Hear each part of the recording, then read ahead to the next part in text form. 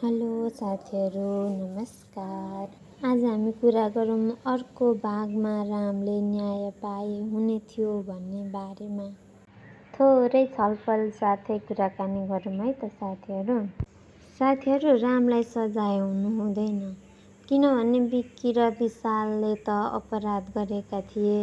आफ्नै बहिनीलाई दर्दनाक पीडा दिएर उनीहरूले मर्न बाध्य बनाएका थिए अनि आफ्नै श्रीमतीलाई जबरजस्ती गर्न खोजेको भएर पनि रामले उनीहरूलाई मारिदिएका हुन्। त्यही कारणले रामले सजाय पाउनु हुँदैन। दुर्गा आमालाई बरु जेल सजाय भए हुने थियो भन्ने को छौँ कमेन्ट गर्नु है त साथीहरू। दुर्गा आमाले त उनीहरूलाई खटाएर यस्तो यस्तो गर्नुपर्छ भनेर लगाएर न हो।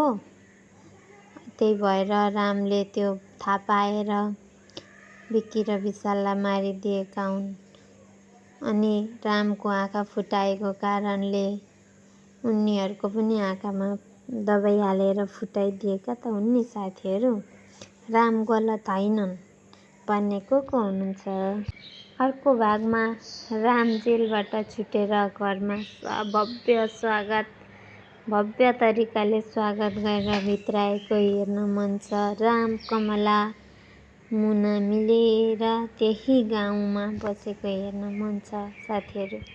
हजुरहरूलाई के छ कमेन्ट गर्नु है त। रामले सत्य भनेर अब दुर्गा आमालाई चाहिँ सजाय दिनुपर्छ साथीहरू। र रामले मलाई बचाउने को हो त भनेर त्यो मान्छेको पनि खोजी अनुसन्धान गर्नुपर्छ। साथीहरू, पुरा भिडियो हेरिदिनु भएकोमा हजुरहरूलाई धेरै धन्यवाद। साथै लाइक, कमेन्ट, सेयर, सब्सक्राइब गर्न नभुल्नु होला है त। अर्को भिडियो लिएर आउनेछु चाँडै नै।